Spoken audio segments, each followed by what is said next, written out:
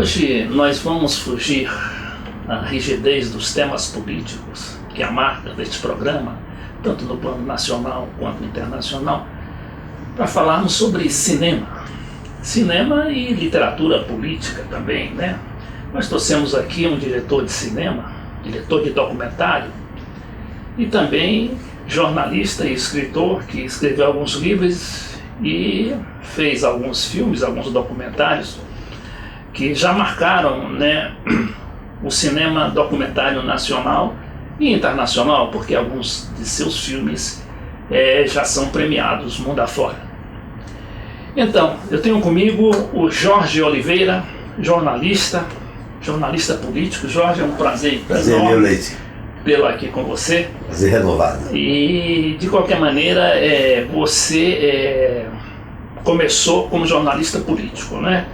De jornalista político, você vivenciando a política, inclusive a política local, porque também o Jorge tem uma característica que ele é muito bairrista, ele é um cidadão de Alagoas, um cabra-peixe. Então, e ele escreveu uma coisa aqui chamada Curral da Morte, né? Que é um livro sobre o impeachment, o primeiro impeachment que houve na história recente do Brasil, que foi do governador de lá, Muniz Falcão. Muniz Falcão. Depois ele foi ameaçado de morte, né? E escreveu um livro dele que é uma espécie de Memórias de Brás Cubas atualizada, né? E quando ele diz o seguinte: muito prazer, eu sou a morte. E finalmente alguma coisa de campanha política, porque ele é um marqueteiro também, já fez várias campanhas políticas. Agora, Jorge, antes eu gostaria de começar falando sobre seus filmes, porque eles realmente me impressionaram. Eu não conheci, na verdade eu conheci só dois deles, né? Que é o Perdão, Mr. Manuel.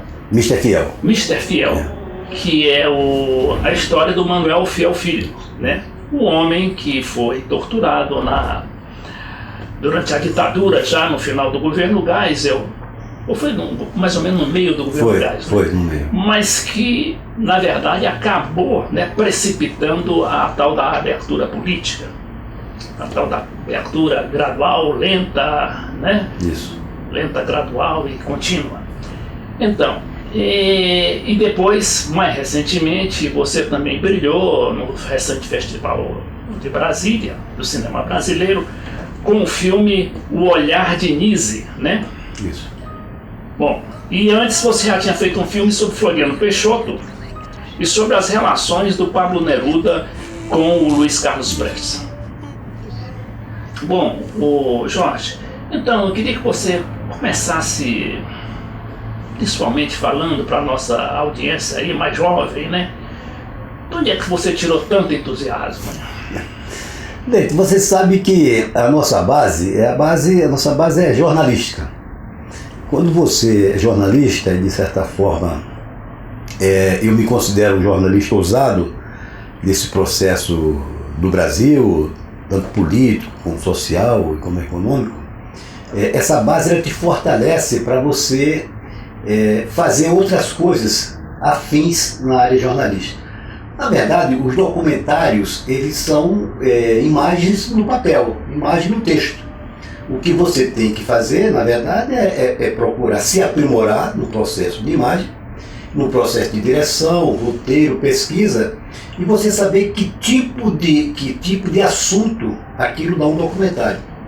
Evidentemente que um documentário você não faz do dia para a noite, porque ele requer todo um processo de produção, de pré-produção, de roteiro, de pesquisa. Tem mais o seguinte: o documentário ele tem que atrair a atenção, né? Ele tem que ter a sua dose de emoção, claro, sem visar a espetacularização, né? Porque o seu documentário sobre o Manuel Fiel Filho foi uma grande pesquisa, né? Uma pesquisa de campo. E também, eu me lembro que a Ana Maria, sua esposa, e diretora de edições lá, né? Diretora de edição de seus filmes, que diz que é a alma do negócio. Isso, é a alma. Então ela costuma dizer o seguinte: o documentário tem que ter música, né? Um documentário sem música perde muito, não só a qualidade, mas sobretudo a atenção do público, porque é importante você também ter a atenção do público, além da seriedade na abordagem do tema. Então isso também é mais uma dificuldade, né? Isso aí é uma característica dos documentaristas. A minha característica é trabalhar muito com uma boa trilha no filme, fazer reconstituição de cena e trabalhar com música.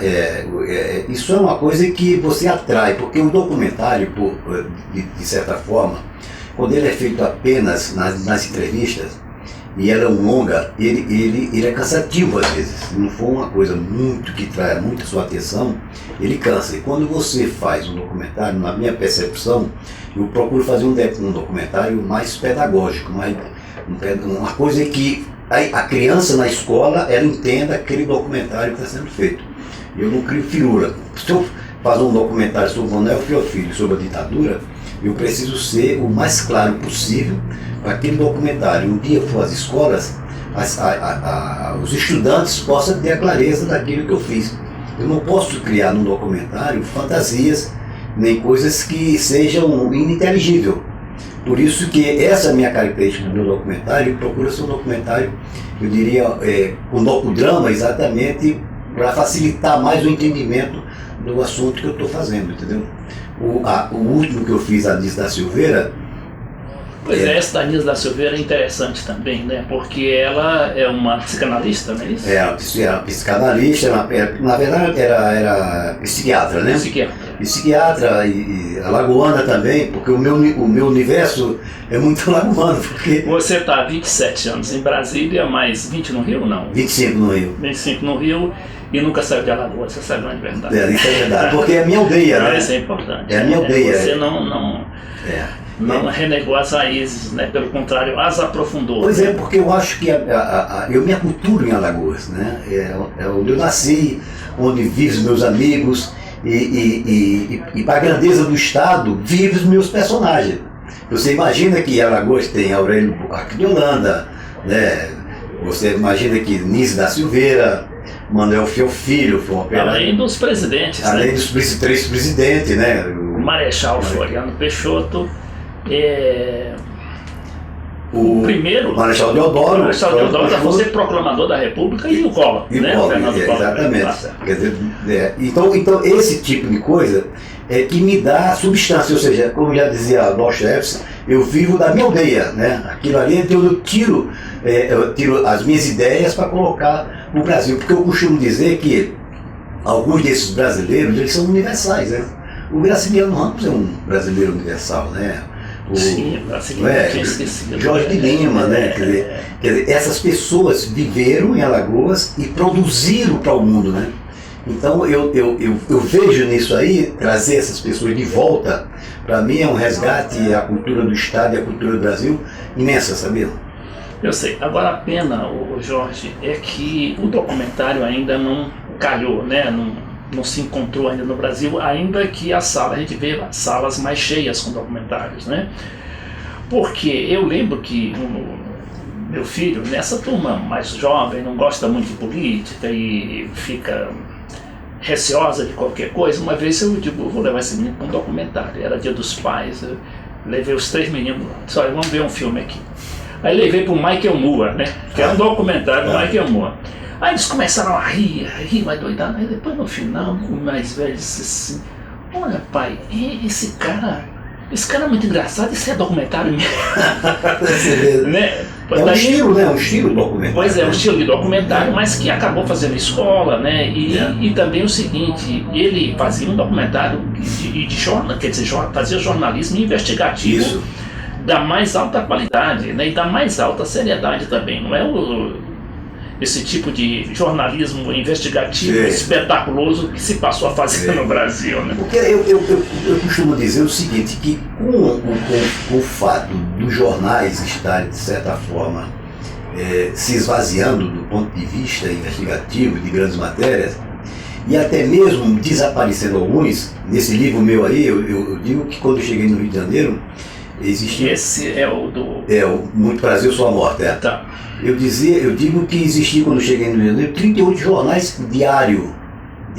Hoje você está restrito ao Globo e mais alguns. Olha, só para avisar para os nossos telespectadores e internautas também, é que nós vamos também passar ao longo da entrevista cenas dos filmes do Jorge Oliveira, e principalmente esses principais dele, né? O do Floriano, o do Perdão, Mr. Fiel, e o Olhar Diniz. O Olhar Diniz, e se tiver também o Neruda com Carlos Prestes, né? Luiz Carlos Prestes. Certo, mas pode continuar. Mas aí, veja, então como as redações se reduziram muito com o fim de vários jornais, inclusive o próprio Jornal do Brasil, um jornal fantástico que nós trabalhamos lá.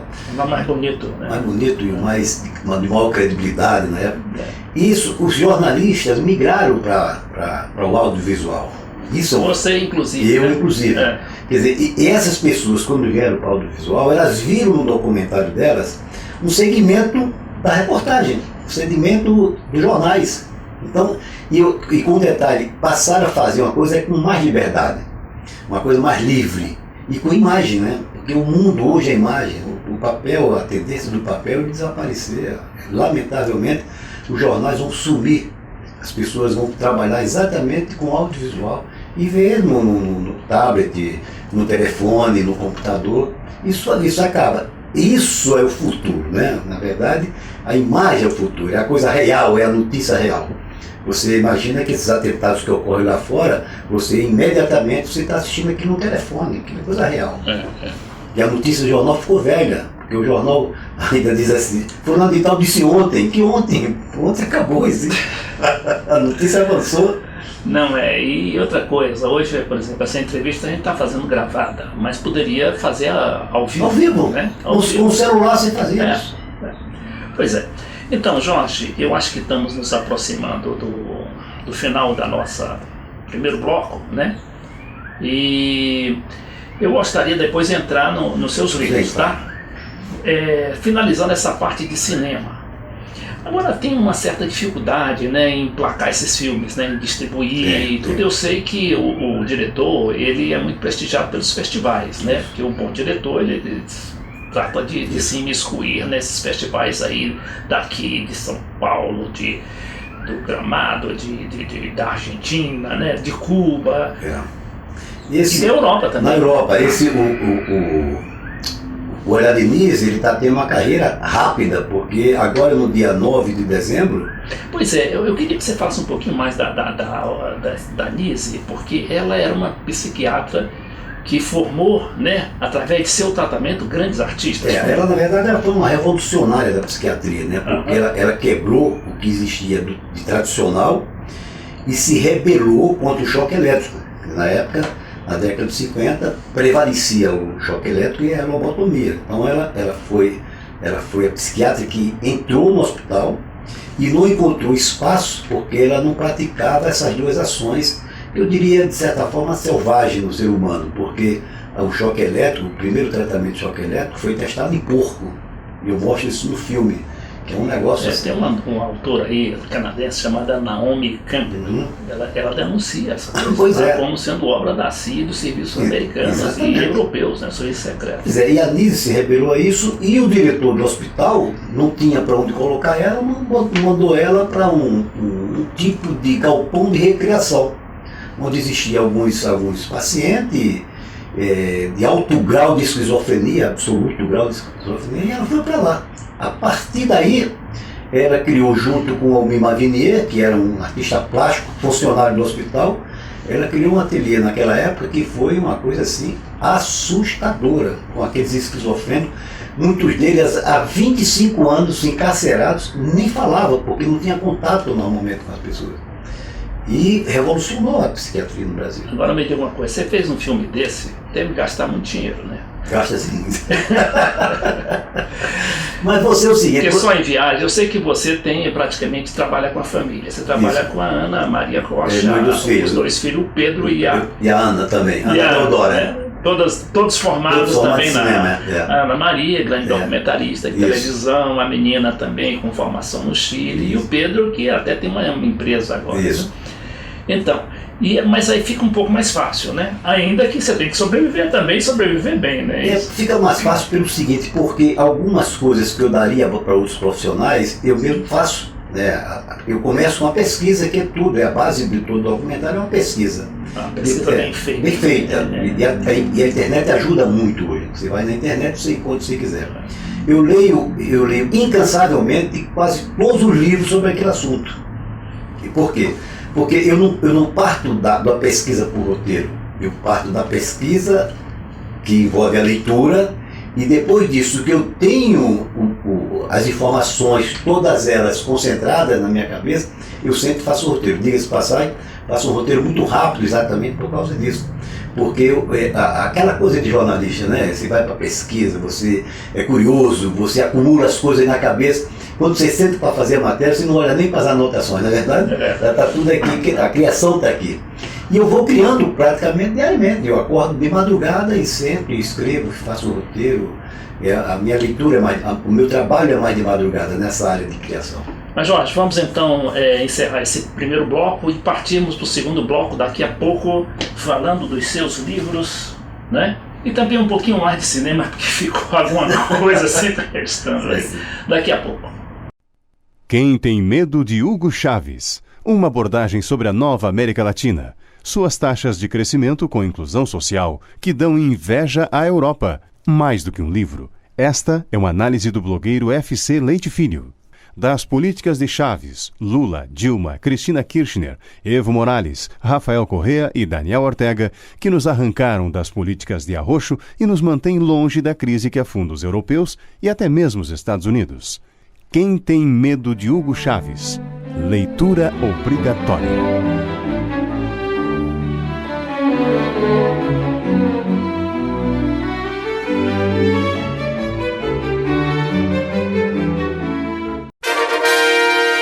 Desafios brasileiros na era dos gigantes. É um clássico de nossa literatura política. Seu autor, o embaixador Samuel Pinheiro Guimarães, focaliza cada um dos 12 capítulos do livro numa série de entrevistas ancoradas pelo jornalista Beto Almeida, TV Cidade Livre de Brasília, levando a você a informação que não chega pela mídia tradicional.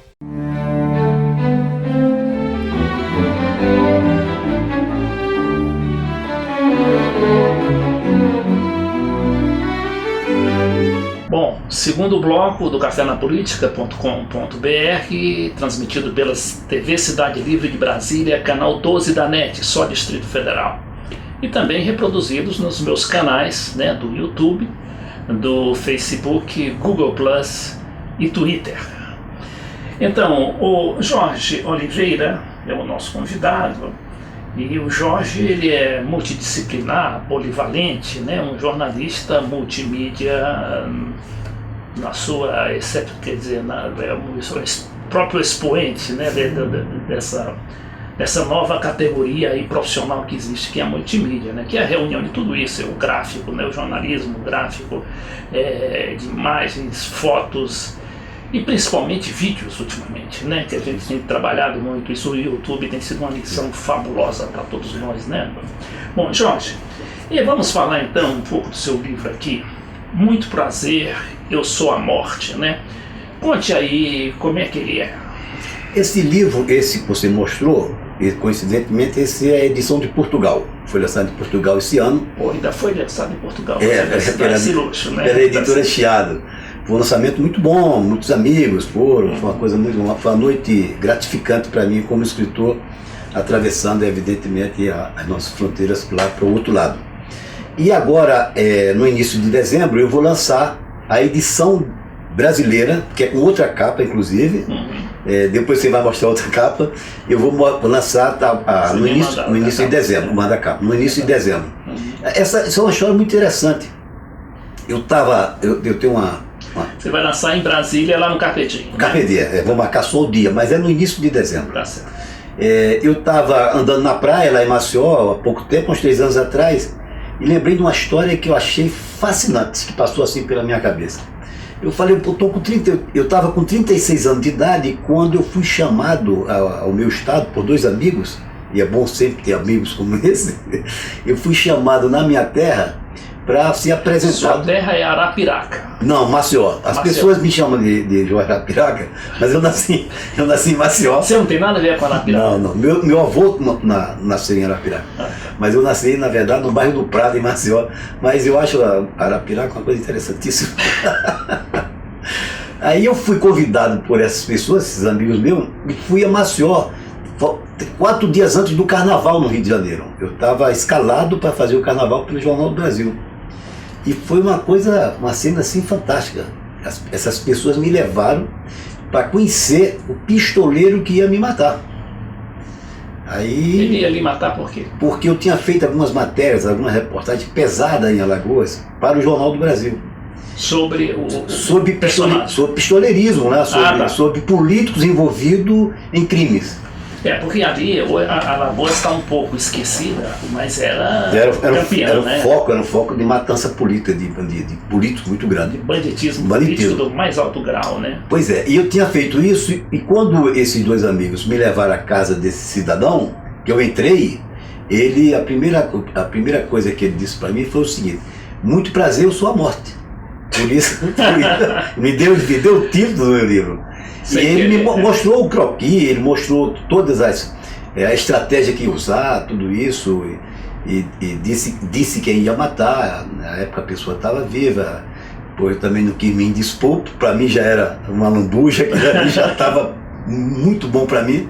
Aí o que é que eu fiz? Eu falei, eu tenho uma ideia, eu tenho uma história boa na cabeça. Mas quando saí da praia, peguei o computador em casa e comecei a escrever. Aí eu misturei a minha história jornalística com a minha morte. Esse livro é a minha morte. Eu morri e as minhas cinzas foram jogadas na praia de Sobral, lá no bairro do Prado. Mas até as cinzas... Sobral é minha terra no Ceará, você sabe. Sobral, mas é a praia. Até as cinzas chegarem ao local da minha praia lá, eu conto a minha história jornalística, que é envolvimento, meus prêmios ESSO de jornalismo, como é que eu fiz as reportagens, como eu consegui descobrir o documento que me levou também ao prêmio ESSO. É um livro interessante, porque eu aproveitei para fazer um pouco da minha biografia, jornalista e cronista político e de escritor. Tá. E aí, Jorge, você vive também num momento, né? Você, não só você, como todos nós, um momento muito candente da nossa história política, né? Essa história de golpismo, de impeachment, ainda bem que essa coisa parece ter recuado, né? Mas de qualquer maneira, a gente, eu pelo menos lamento muito pelo tipo de jornalismo que se começou a fazer, né? Não existe mais romantismo na imprensa, né? Existe mais, os jornalistas, eles se preocupam mais em fazer carreira, claro que é normal, é natural isso, né? Mas você não tem, eu me lembro que a gente combateu a ditadura, né? Com aquilo que você falou, né? Todo mundo com processo, todo mundo visado pela polícia com seus nomes no SNI, e apesar disso a gente fazia um jornalismo romântico, quer dizer, um jornalismo de idealismo e não um jornalismo que visa só vender jornal ou só fazer espetáculo, né? Eu sei, você sempre teve uma visão muito ampla dessa história toda, né? Mas eu queria o que você acha do que fazemos hoje em termos de jornalismo e no que podemos melhorar, principalmente com a internet, né? A internet está sendo muito combatida ultimamente, né? Principalmente das bobagens, né, que se faz. Tem muito lixo na internet, mas tem muita coisa interessante, tem muito conteúdo daquilo que você falou. O jornalismo, na verdade, ele virou um jornalismo patronal. Antigamente nós combatíamos a ditadura e muitas vezes os patrões eram nossos aliados, porque ele tinha um prejuízo quando o jornal não saía ou a revista era prendida. Então muitas vezes eles se aliaram a gente numa causa, que era acabar com a ditadura. Quando a ditadura acabou, o que a gente viu foi a censura econômica. Autocensura. Autocensura. Eu não diria autocensura, eu diria a censura econômica dos patrões de jornais. Porque eles passaram a ser, inclusive, mais nefasto em alguns momentos do que a própria ditadura. Porque naquela época, para você demitir um jornalista, o patrão ainda ficava do seu lado. Não admitia em hipótese nenhuma que o seu jornalista, bom jornalista, investigativo, fosse demitido da redação. Diziam que até o Roberto Marinho ia pegar o jornalista na prisão. Eu conto essa história no meu livro aí. Então veja bem o seguinte, o que acontece hoje é que um vereador qualquer demite para um jornal e demite um jornalista. Além disso, não sei se você, claro que você sabe, o Brasil está entrando no índice de um maior número de jornalistas assassinados. Isso já faz parte de um índice internacional. Quer dizer, os jornalistas estão à mercê da picholagem, né? Porque as pessoas vão lá e matam, não existe mais proteção, a polícia não investiga, e esses jornalistas que estão morrendo são aqueles que estão ousando a criar jornal para combater a corrupção, para combater uma série de coisas. Quer dizer, qual é a nossa fuga, e qual é a fuga de dezenas e centenas de jornalistas hoje? É criar blog e ir para a internet. Porque a rede social ainda é, mesmo com algumas críticas mais veladas a ela, ainda é um meio mais saudável e de maior liberdade para você escrever o que você pensa. Evidentemente, escrever com responsabilidade, porque as pessoas às vezes usam a internet para baixaria, para coisas completamente fora do contexto jornalístico. Mas pelo menos os nossos jornalistas, os que eu conheço e os que eu passei a conhecer, os novos também, eles escrevem com responsabilidade. Então, o jornal impresso está sendo substituído pela mídia digital. Isso aí não tem para onde correr. E a tendência é o jornal acabar pelo seguinte: olha bem, para você botar uma reportagem no jornal, você ocupa, eu fiz essas contas, está aí no livro, você ocupa 14 pessoas. 14 pessoas, do pauteiro que vai fazer a pauta, até o cara da banca que vai entregar para onde vai o jornal. Além disso, o jornal tem que trafegar, às vezes, sair do Rio de Janeiro, por exemplo, para ir bater, vamos supor, lá em Arapiraca, vamos supor. Isso é um custo infernal para o jornal chegar lá. Quando esse jornal chegar lá em Maceió, por exemplo, eu já li no dia anterior. Entendeu? Então ele não serve mais nem para o açougue, para enrolar peixe. Só para cimentar a sua tese. E só rapidamente, e não é mais formador de opinião pública como era antes. Não é mais. Por isso que eu acho que as campanhas do próximo ano, 70% vai estar na rede social. Na rede social. Na Argentina está acontecendo isso. Não tem dúvida. Tem um fenômeno lá impressionante, rapaz. É que o Twitter bateu 8 milhões na Argentina, que a Argentina é um terço do Brasil, né? E a população é quase 10 vezes, 8 vezes menor. 40 milhões de habitantes. Bom, mas falando da Argentina, eu queria me lembrar aí, só para ilustrar essa sua análise, quando houve uma greve lá de caminhoneiros, né? E tem lá o principal jornal de lá, que seria o Globo daqui, o Clarim, só que ele com muito mais potência que a Globo, porque tem internet, controla tudo, até cinema e rádios, e quase 200 rádios na Argentina e as televisões principais. E houve essa greve lá. Aí disse, olha, 500 caminhões deixaram de trafegar só para o jornal O Clarim. Imagina isso, né? Com essa estrutura é difícil você manter. Nem você manter um jornal para levar uma notícia que já foi lida antes. Pois é. E fica pão dormido, como a gente fala. Pão dormido, eu estou dizendo a você, nem para açougue, não enrola nem peixe. Quer dizer, e deixou de ser formador de opinião pública.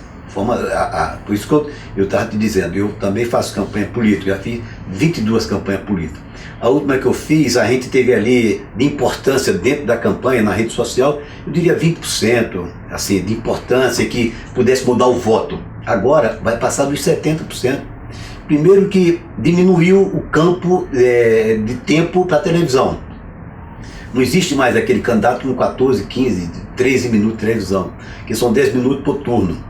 Segundo, os vereadores não têm mais programa. Então já saiu aí um encargo muito forte, entendeu? E terceiro, não tem mais contribuição empresarial. Não tem. E a pessoa física... Sim, mas sempre funciona o tal do Caixa 2, né? Vai funcionar o Caixa 2, mas com muito risco. Muito risco. E a pessoa física... Você acha que vão manter essa proibição? Vão encontrar uma forma... Não, o STF já decidiu e o Congresso já aceitou também, inclusive. Isso aí é uma coisa decidida. Por isso que vai ser uma campanha da criação. Vai ser uma campanha da proposta. E ninguém vai perder mais tempo, na minha opinião, fazendo baixarias inúteis. Aí vai o quê? Vai para a internet. A internet é que vai ser o tribunal, o grande tribunal. O grande tribunal, vai ser o grande tribunal. Só que é difícil você se defender na internet, né? Só tem maluco lá também, né? Mas aí vai virar uma maluquice geral. Todo mundo vai querer fazer o que a internet até agora permitir. Aí sim, depois disso eu acredito que pode vir uma legislação que regule mais o processo da internet. Regular não é censurar. Pois é, regular. O Congresso aprovou esse projeto do senador Roberto Requião, que estabelece o direito de resposta, né? pronto e quase que imediato, né? Isso vai suavizar um pouco, né, essa falta de, essa tal do pensamento único que todo mundo quer enfiar na sua goela, né? E vai dar um pouco de pluralidade também na informação. Vai dar não só pluralidade, mas como vai dar responsabilidade a quem escreve. Pois é, isso aí também na internet, você precisa ter muito cuidado na internet para não dizer besteira, porque tem umas 10 pessoas ali para te contestar, né? Então você... É um universo livre. É um universo livre. E pessoas altamente categorizadas para falar sobre aquilo. Sobre aquilo, às vezes até sabe mais do que você. Né? Então isso é verdade. E aí está descobrindo também muita coisa no mundo, no Brasil principalmente, que são grandes escritores que estavam aí encostados. Tem muita gente. Pega seu livro, tem textos fabulosos. Coloca os seus vídeos na internet, coloca o seu texto na internet. E isso está fazendo também com que alguns até tentem escrever melhor. Porque vem a censura, o cara vem ali vigiando quem não escreve bem. Então, o Jorge Oliveira, nós estamos chegando ao final do nosso programa. Eu queria que você desse uma mensagem aí final para os nossos jovens, novas gerações, para ver como é que eles se espelham no seu exemplo. Eu sei que nem todo mundo tem a sua energia, né? A sua energia multidisciplinar aí. Eu acho que você não dorme direito, não. Dorme? Eu procuro fazer as duas coisas bem, né? Porque é o seguinte, eu acho que a juventude hoje, ela precisa, é uma coisa impressionante. A gente acabou de falar da internet, mas eu vou dar até uma orientação para essa juventude hoje. Ela precisa mais se agarrar aos livros do que se agarrar aos iPhone. Porque isso está virando uma doença, literalmente uma doença. As pessoas não conversam mais, as pessoas não discutem mais, as pessoas não estão indo mais às livrarias. Elas estão se apegando a coisas menores na internet. Que você vá à internet em busca de coisas boas, úteis, que possam ser ótimas para você do seu ponto de vista cultural, isso é ótimo. Agora, pelo amor de Deus, né, não vamos transformar o iPhone numa ferramenta diária que você não consegue largar. Existe livro fantástico, por isso que eu descubro as coisas, porque eu leio, né? Existe livro também, inclusive na internet, né? Eu, por exemplo, estava com isso aqui tudo cheíssimo, e algumas salas também cheias de livros. Eu peguei esse meu livro, por exemplo, os dicionários todos, botei tudo no iPhone. Que vem muito bem, né? No iPhone. E algumas coisas, algumas enciclopédias e livros importantes. Por exemplo, Fernando Henrique me escreve um livro agora com 932 páginas. Pois é. Tem 2 quilos. Um ano só, aquele é um ano de governo. Um ano. E vamos esperar mais 8 livros? Não? Certamente. Tá. Porque isso aí é o que é o fundamental. Não é o peso do livro, é a importância do livro para você, né? Não é o número de páginas. Porque se você pegar um livro com 400, 500 páginas e distribuir isso em um ano, se você ler 3 páginas por dia, no final do ano você leu. O problema é o seguinte, é você acostumar as pessoas a ler, né? Hoje não tem mais a desculpa, o telefone está aí, o iPhone está, o tablet também está, mas procura coisa mais útil para ler, para fazer, para escrever. A Wikipedia mesmo, né? A Wikipedia pois tem coisas fenomenais. Eu parto, muita gente, o meu livro está cheio de citação, meus 3 livros, estão cheios de citações da internet, da Wikipedia. Tem gente que não diz, não vou botar a Wikipedia não. Por quê? Porque todo mundo vai lá, mas aí é que está. É uma... como é que diz? Uma enciclopédia cooperativa. Todo mundo participa dali. Então, claro, às vezes você precisa ter um certo cuidado, né? Porque aquilo foi feito muito rapidamente. Mas te dá uma noção, te dá um caminho, um rumo para a sua pesquisa. Jorge Oliveira, mais uma vez, muito obrigado. Obrigado, Leide. Café na Política está com você, está com a juventude, está com o cinema, está com o jornalismo positivo e otimista no Brasil.